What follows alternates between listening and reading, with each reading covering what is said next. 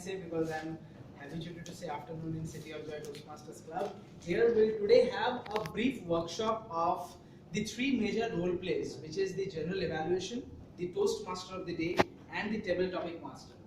Specifically, all these three role plays we will be watching it today itself because there are all these three role players in the meeting. But at times we might have to take care of few things in these role plays to excel. But before I come into these role plays, let me quickly share with you a brief history that I came to know about Toastmasters International today. So before this, so we are all in this pathways program right now, and before this pathways was there was this competent communicator track. Before this competent communicator was there, do you know what was the education program in Toastmasters? Anyone? Go as you like. Yes, there was, because it started since 1924 and there were many evolutions through which Toastmasters has come. Competent communicator started from 1970s, but from 1920s to 1970s it was not competent communicator. So there was something called basic training, some basic training manual they called it, PTM.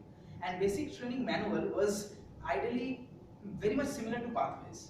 So it was a manual in which there was communicator projects and there were leadership projects, and they have to do all of this in order to excel in that BTM manual. So there was this BTM, and coincidentally in 1924 we had the first meeting of Toastmasters International by Ralph C. Smedley, and it's a sad fact that women were allowed to be a part of Toastmasters meeting from 1973. Before that, women were not allowed in Toastmasters. So it was only all men's, and therefore it was in a building called YMCA building at the Santa Ana, California, was the first meeting held where it was all men. And from the 1973, it made a point that after the World War were all over, and then people got some maturity in their heads that yes, women can also do, which they at that point of time they did not knew, all the men. Then they realized that yes, women can also enter in Toastmasters, and in 1973 was the first meeting where a Toastmasters meeting also witnessed women role players and women speakers. And this is in the Western society. So I was really taken aback when I read all these facts that yes, it was not of course only India, but in the world at large that this has happened.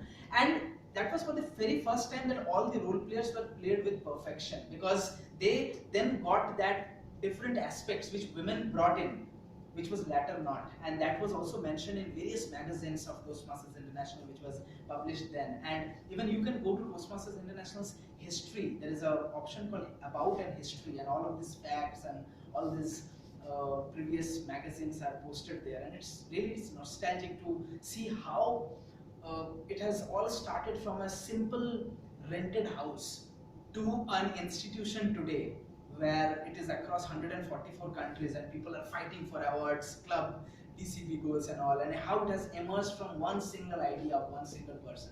So I just wanted to share with you because it is important to know from where we came from rather than just discussing about what we are doing now. So very specifically, can someone tell why do we play roles in Toastmasters? What is needed when the overall objective is to, have your or improve your communication or leadership skills? Why do we play leadership, or why do we play these roles? What are some of the things that we learn from these roles? Can we have some answers? Because we have to go in later wise. Just when we start from the school, yes. First we shall go to the nursery, then KG, then like okay. that. Okay. In Toastmasters also they have given that platform. Okay. We have to start from the lower side. First we should become the time mark that we have to become MC like yes. that. So, okay, so there is step-by-step ladder in which you can go. Yeah. Anything else? Why do we play roles? Somebody has to facilitate the meeting. And somebody has to facilitate the meeting. Very, very well answered. Yes. These are some guidelines. Yes. Or showcase to the others. Okay. So there is some guidelines or showcase for others as to how to follow. Okay. Yes. Yes. Yes. A change in perspective from attending a meeting from a viewer's point of view, then if you are playing roles, you will have a different perspective to the same meeting that is right. Any more answers? Yes. When we evaluate others, we want to know about the mistakes they have committed. Yes. We don't commit the same mistake. We don't commit the same mistake. Very true. Very true. Okay. So if you look back into the mission of Toastmasters International, it is that we provide an environment where we help individuals to learn and grow. So if all of us came only to give speeches, who will make that environment? Right? in order to facilitate the learning. Someone mentioned the point called facilitate, I think Karan. That's exactly the point why we have all the other role plays, because we facilitate the environment in which others grow. And the three most important role plays are the general evaluator, the Toastmaster of the day, and the table topic master. So because we have very small time or very brief time today, we'll quickly go into each of these and see how much we know and what are the things that we might take into consideration while playing our future roles. So the first I would come up with is the Toastmaster of the day. Now it is from the BTM manual. I got to know that it was first termed as Toastmaster of the evening, and after 1973 they thought that it can be day, and now it's Toastmaster of the day. So yeah, it's history, and now we call it as Toastmaster of the day. So what are the things that you need to do to become a Toastmaster of the day? Yes, of course. Today we have Toastmaster Sheetal as the Toastmaster of the day, and most of us has played Toastmaster of the day sometimes. Not, of course, not the new ones, but the older ones. So in Toastmaster of the day is none but an anchor for the session. And what an anchor does? An anchor does nothing but is responsible to tie all the threads together so that the meeting looks complete. And that's exactly a one-line description of what a Toastmaster of the day does. Nothing else. Now a Toastmaster of the day has to do some preparations in order to make that thing happen, or in order to make that anchoring happen within the session. Now what are the preparations? What are the things that you do? I'm asking to all those who have played a Toastmaster of the day role. What are the things that you do when you decide to become a Toastmaster of the day? Yes, Abhishek. We first select a theme. You first select a theme. Why is theme necessary? Theme is necessary because we need to speak a lot and connect the entire meeting related to the theme. Right. Okay. And what else do you do after selecting the theme? After selecting the theme, we do a little bit of research and A start little bit of research. Yeah. speech. So we write few things that we want to share with the audience. Yes. What are the other preparatory things that you do apart from the theme?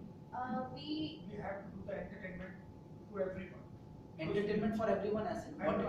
Every audience. Every audience. Okay. So yeah. So we have to bring that flavor of so that audience will not get bored. So we have to come with interesting content. Is what Ashok meant. What are the other things that we do? introductions. Introductions. Yes. So we have to prepare for intro. How do we prepare for introductions? You get on one-on-one to all the role players, the Very true. speakers. So we get one-on-one with all the role players so that we have something for them to say. So for example, if I am the Toastmaster of the day and Naitika is the speaker, and I simply say, okay, so ladies and gentlemen, please welcome Toastmaster. Naitika is the first speaker. Naitika feels no special, right?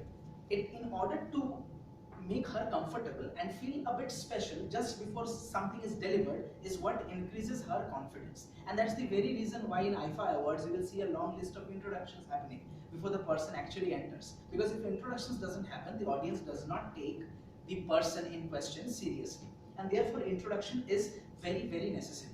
Now what are the things that we do for taking introductions is, the first thing is our own perception about that person. So for example, if Toastmaster Seema is delivering a speech, I know few things about Toastmaster Seema. That she is dynamic, she is very composed, she has a calm demeanor when she is on stage. All of these things I can tell while I introduce Toastmaster Seema. But apart from that, I also need to know few more things that I need for her introduction. And what are those things? Hidden talent. You can ask her hidden talent, but she So doesn't. yeah. Extracurricular Yes, yes. So those are optional. What are the mandatory things that you need to know? She thinks about the theme.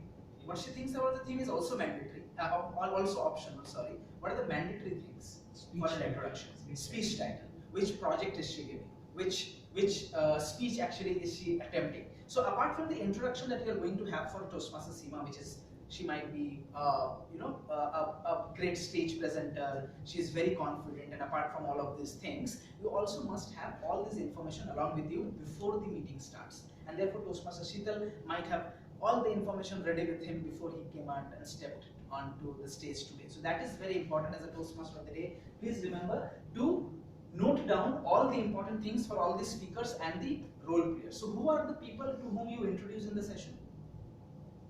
Speakers, evaluators, yeah, the general evaluator, yeah, the table topic master and President.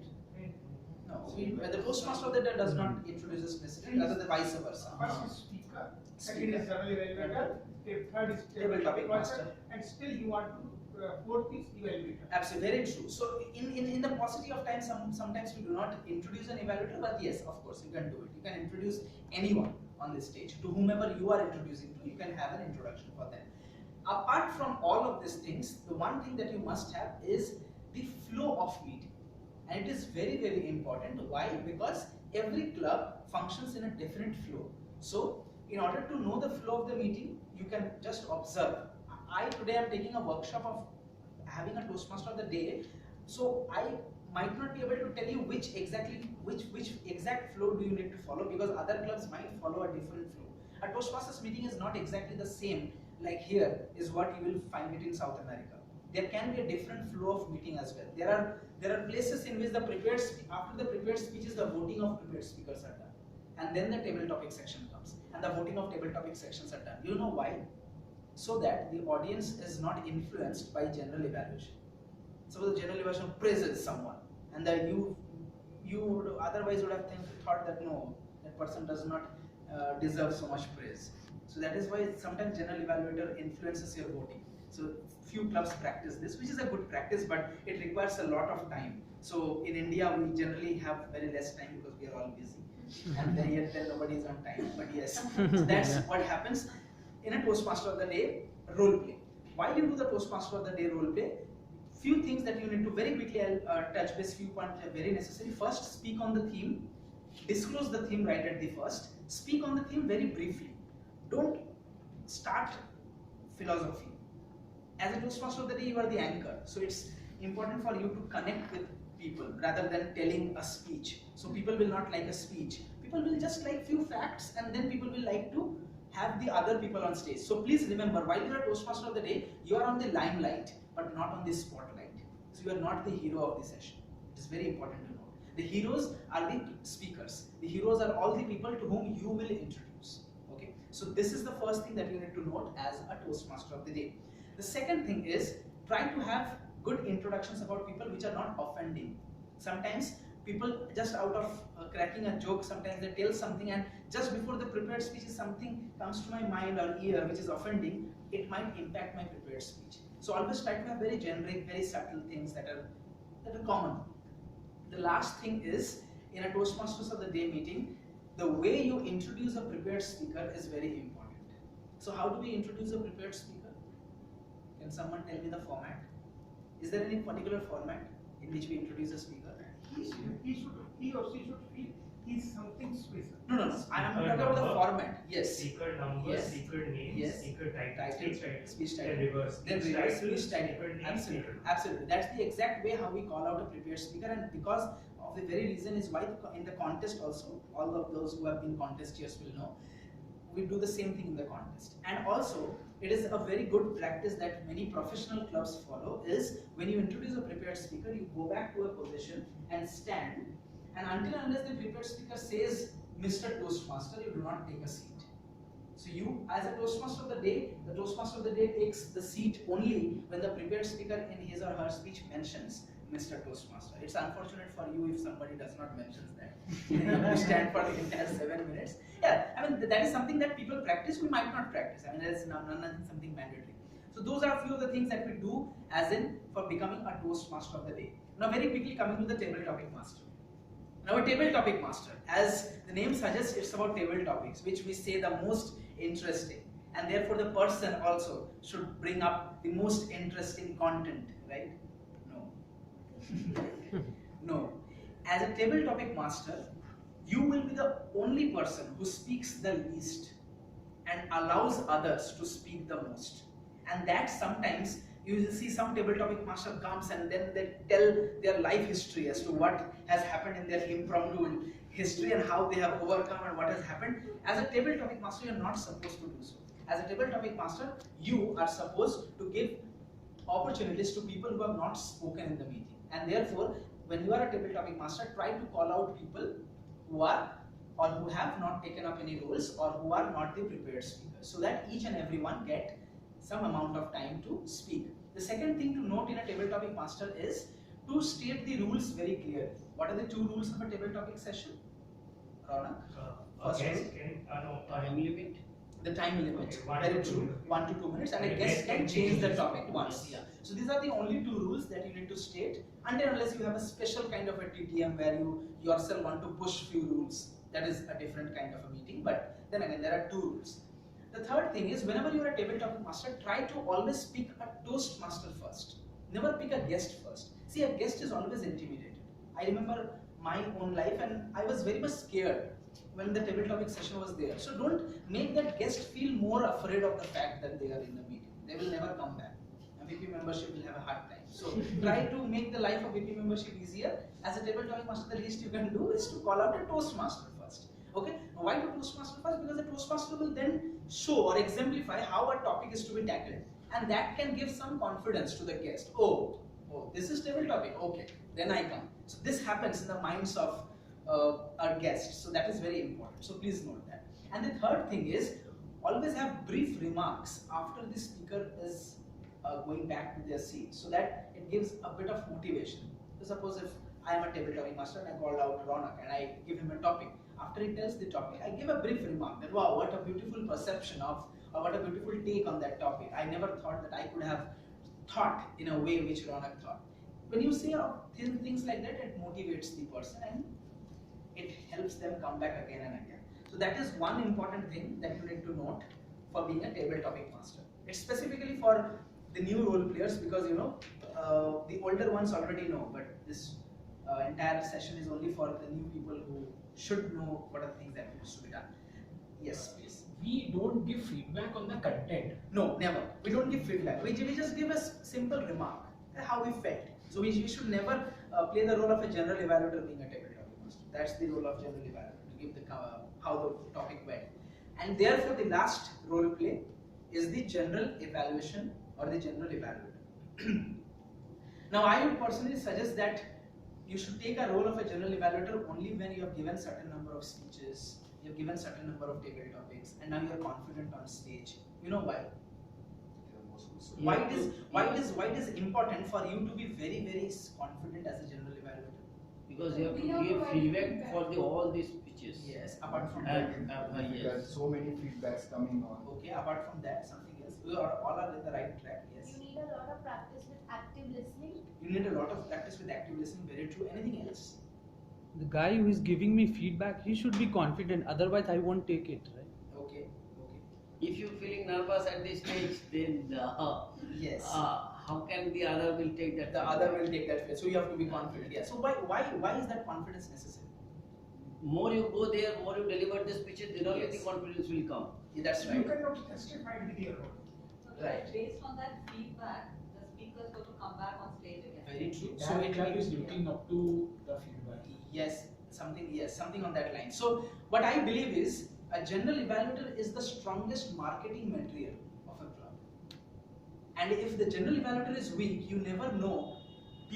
Most of the people in Toastmasters come because they know that here we have great feedback.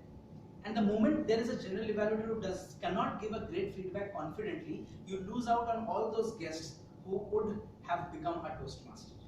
And therefore, playing a general evaluator with perfection is very much necessary.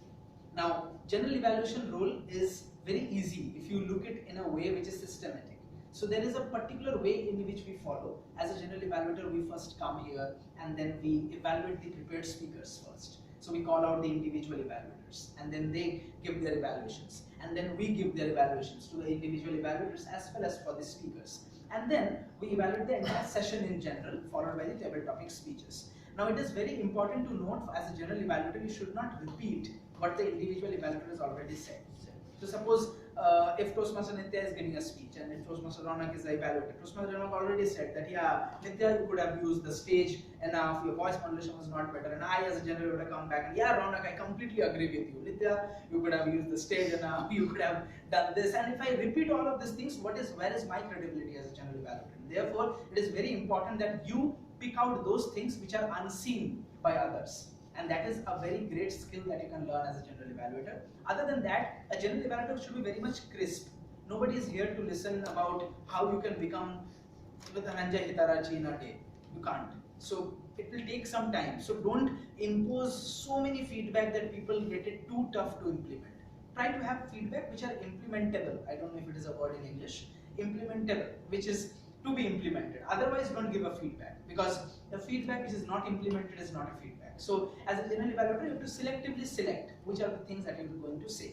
Also, as a general evaluator, try to be always a bit more positive than to be negative, because the general evaluator is a motivating factor for the club. So there can be a speaker who was summarily failed in a speech, and you come and say, I did not see a horrible speech like that in my entire life. You might not have seen, but don't confess it at that point. Okay, you can say that, okay, that was a good speech, but you could have done better. So I'll give you an example. So there was, I happened to meet, I don't know if I've given this example before, I happened to meet TTM Deepak Menon, who happens to be the first Vice President of Toastmasters International right now. I happened to meet him at Oration 2016 when he was the second Vice President, and I happened to meet him in Delhi or Agra, I don't remember, wherever it was, 2016, Chandigarh, I guess, yes. So he told me, and I was having a discussion with him because he is a very, very friendly person. I don't know if he comes this time as well. If people who are coming in orations, you will also get to meet him. So he told me that once he was evaluating someone whose grammar was very bad, and the way he gave the evaluation was something that I heard for the first time, and I learned that how you can tell something so that they don't get offended. Yes, they can, yet they can take that. And he said that you are a great speaker. Oh no, you are a good speaker. Only if you correct your grammar, you can become a world champion. And that's how he pointed the grammar mistake of that person. So you should see this sentence has a lot of power in itself, because it does not really offend someone, but he gets to know that yes, grammar is the point, and if I fix that grammar, I can go ahead. But you can simply, if you simply say your grammar is horrible, so that person will think you are horrible because you're telling it in a horrible way. So try not to do that. So that is one thing that I have learned. In evaluation, it is always about motivating. And while you motivate, only then your evaluation will be taken off correctly. So these were the 3 role plays that I wanted to discuss. Very quickly, if you have any questions, we can take. Otherwise, we can move on with the meeting.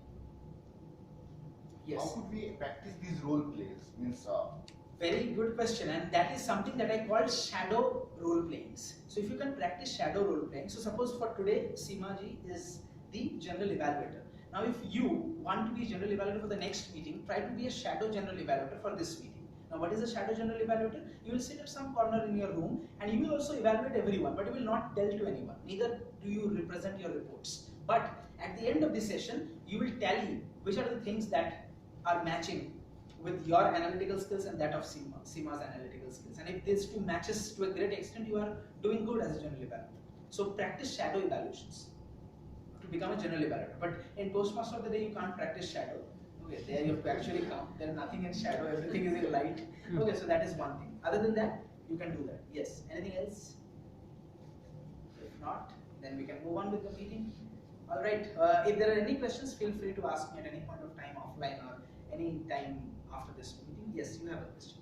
As an accountant, I am supposed to note down those points like those words, so like yes. So I got confused.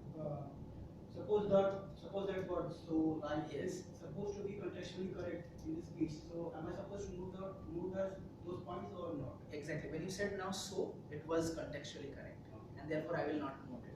Right? So we have to understand which so is correct and which so is not. Sometimes when I tell basically, it actually means something. Yes. Sometimes I take a long pause, it is intentional, and that should not be counted in the accountant report. So it only comes with practice. So a lot, you will see sometimes when you say you know also, it sounds good.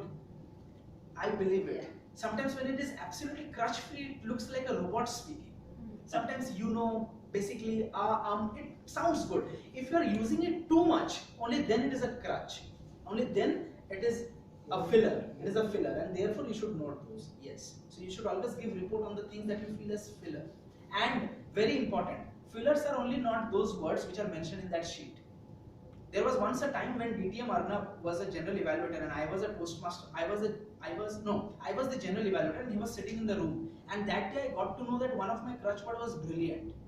I used brilliant 100 times, and that was actually not needed sometimes. That was not actually brilliant. So at times, even words can be crutch words, not only all those things. So anything that people take as a crutch for things to move, it's a crutch. So you have to use your analytical skills. Understand? All right. I hope those things answer your questions. If you have any further questions, we'll take offline. And now I'll give it back to our Toastmaster, the Toastmaster Shayak. Thank you, Toastmaster Shayak, for such an enlightening take on the rules that